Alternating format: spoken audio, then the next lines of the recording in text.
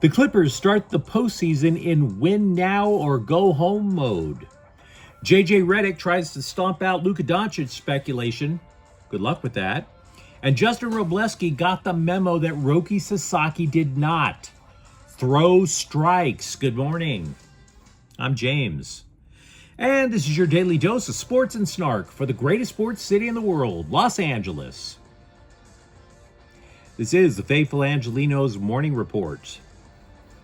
It is April 15th, 2026. Happy tax day or something. We had a tornado out here last night. We'll see how quickly this posts. Meanwhile, if you like being in the know about LA sports, clickety-clack the like button. Clickety-clack the subscribe button. There's a notification bell. Hit that. It'll let you know when we drop an update. Sharing is caring. Let people know we exist. And by all means, comment. Now, before we go through the news and notes, we have a look at the scoreboard. Dodgers 2, New York Mets 1. Kyle Tucker singled in the game winner in the 8th inning. The Dodger magic number is 144. Vancouver 4, Kings 3 in overtime. Considering the Kings qualified for the playoffs 2 days ago, I don't think they care that much. And LAFC tied Cruz Azul 1-1. The Black and Gold will be the team that advances to CONCACAF Champions Cup semifinals because they won in the aggregate 4-1. Meanwhile, today, the Mets and Dodgers face off again at the Ravine at 7, Shohei Ohtani versus Clay Holmes. Golden State at the Clippers at 7. This is 9 versus 10 seed of the NBA play-in tournament. The winner advances to face Phoenix for the final playoff spot in the Western Conference. The loser's season is over. Now, if what I'm reading is true, I like the Clippers. Here's why. Golden State is claiming that Steph Curry, Kristaps Porzingis, and Al Horford are all on minutes restrictions. Now, Curry is obviously the intriguing story. He could single-handedly win a game, but his knee is injured. And my belief is he's going to wind up matching up against Darius Garland. Now, Garland has chronic foot problems. I don't deny that. But if he can run tonight and force Curry to run, maybe he gets gassed. Maybe the minutes go down. And maybe that allows him to come close to matching Curry's numbers on offense. And by the way, if Curry is in fact on a minutes restriction, that makes Kawhi Leonard the best player on the court. There's a lot of things to complain about with Kawhi Leonard, but playoff performances are not on the list. But again, this is all based on whether or not Golden State is telling us the truth about a minutes restriction. If Porzingis and Horford are actually good to go, let alone Curry, the Warriors will have a height advantage, an outside shooting advantage. We'll just have to see how honest their training staff is. And it's Galaxy Game Day. They will host Toluca at 6. This is the second leg of CONCACAF Champions Cup quarterfinals. Toluca leads in the aggregate 4-2. Joseph Paintsville will be available for the Galaxy after losing about a month with an injured hamstring. So with that out of the way, let's get to the news. JJ Redick must have seen all of the hype, all of the gossip about a potential Luka Dončić return and said, enough of this bleep. He goes out, he tells the scribes that Dončić and Austin Reeves, quote, are out indefinitely. I'm not going to have an update for you this week. They're out indefinitely, unquote. The coach even said it twice. So, here's a question. Do you think that the bloggers, that the talking heads were paying attention? Hell no, they weren't paying attention. They're not going to take that seriously. What do you think they're going to talk about on First Take all week? You know they're too scared to talk about the female reporter at The Athletic who keeps getting caught in hot tubs with men who are not her husband. And by the way, Dončić may have booked a flight to LA, but he's still in Madrid. Redick added his own keys for the Lakers in the series, by the way. Take care of the ball. Makes sense. Houston lives on the fast break. They don't have a lot of structure in their offense. And then box out, because the Rockets are the taller team and you need to scrap for any advantage you can get in terms of getting rebounds. By the way, another note with the Lakers. Nike's trademark application for Bronny James's B9 logo has already been refused by the feds because of a likelihood of confusion with an already registered trademark. But that's not the big story. It's not the big question. The big question is, who the hell would wear Bronny James gear? Who would take their hard-earned money, or even government money, who would take their EBT and say, I need Bronny James's kicks?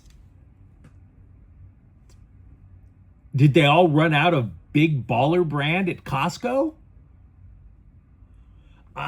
You're like, oh, hey guys, I got this extra money just burning a hole in my pocket.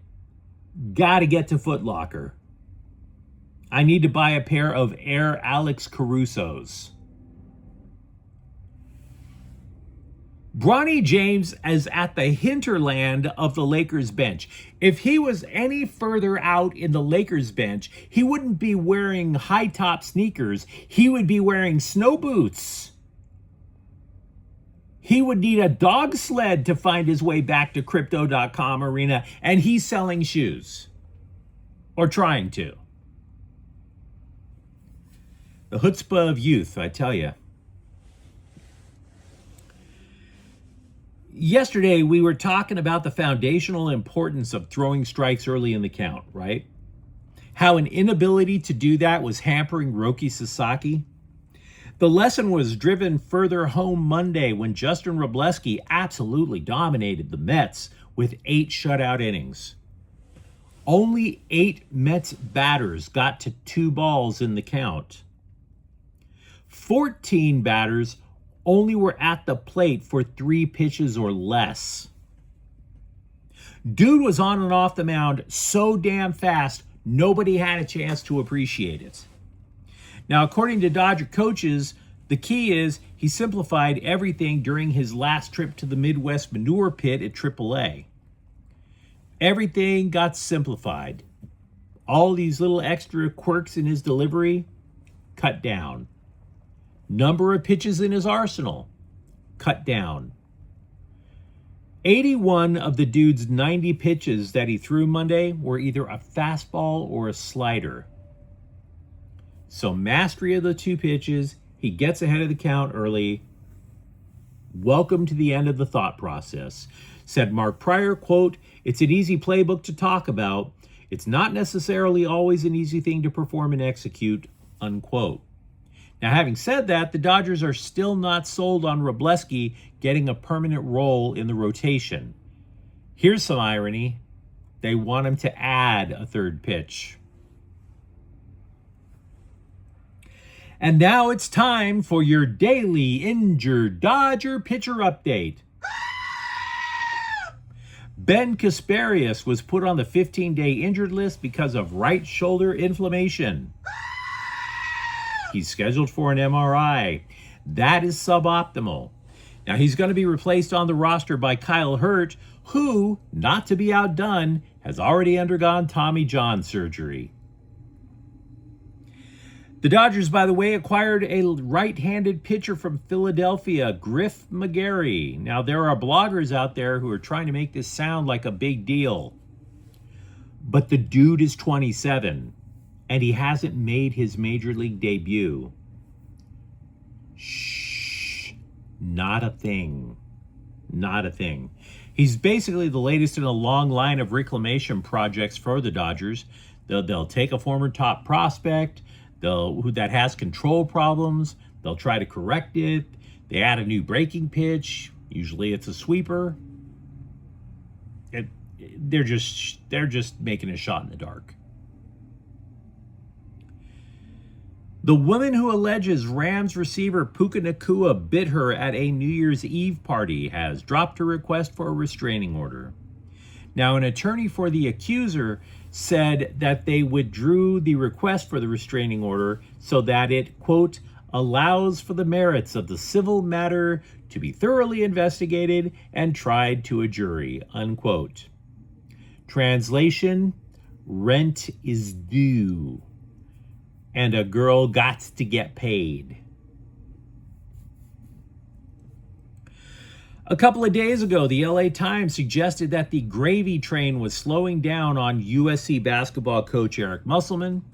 You know, you're no longer rebuilding the team from scratch, coach. The credit card isn't going to get maxed out this time. And Musselman apparently applied for a credit increase. Georgetown's leading scorer from last year, guard K.J. Lewis, is headed to the Trojans. He was considered one of the top 25 players in the portal.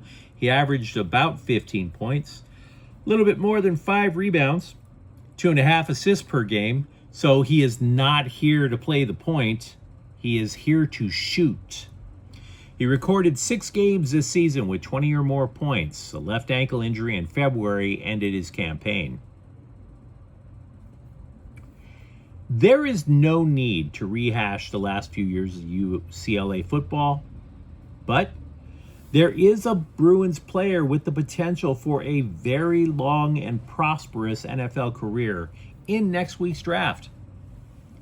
Offensive lineman Garrett Gregorio started 49 games, mostly a guard last year, and he has also played 3 different spots on the line in his career. He's 6'6", 320 pounds, so the size is there. Now, I'm not making a prediction when I say this. This is probably just wish casting. But I've spent a ton of time complaining about the Chargers' interior offensive line. Not necessarily center, not necessarily guard. The whole interior. What does that tell you? That versatility matters.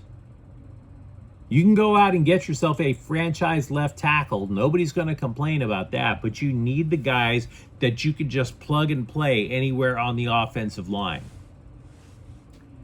I think this dude is going to get drafted, and I just have this feeling he's going to wind up playing many years. Yesterday, with tears in my eyes, just streaming down my cheeks, it looked so romantic, I suppose. At least I'll tell myself that when my wife turns me down. But yesterday, I spent time bemoaning how the Kings will never again have a goalie quite like Jonathan Quick, which may or may not be true. The stories that we've been talking about for the last few years are that the Kings have multiple goalie prospects in the minors. The question is, which one is going to be the best in the NHL?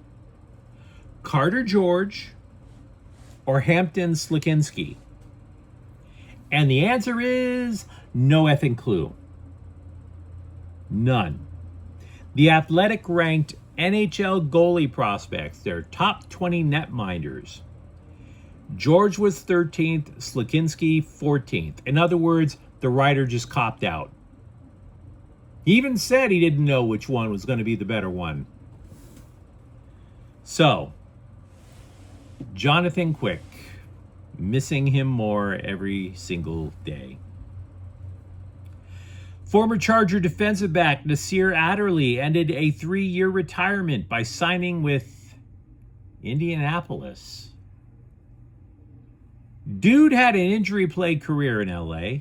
Even worse, he was being coached by Brandon Staley, and I suppose that would require 3 years of reflection and recovery. But you let me know what you think in the comments thread. Talk to me, for example. Who you got tonight, Golden State or the Clippers? For that matter, are you okay with the Lakers' chances without Austin Reeves and Luka Dončić? And if you enjoyed this update, don't forget to subscribe to Faithful Angelenos. We're talking LA sports every single day. Thank you for watching. I'm James. We'll be back tomorrow. Faithful Angelenos is a Keon Cortello Queso production. Take care.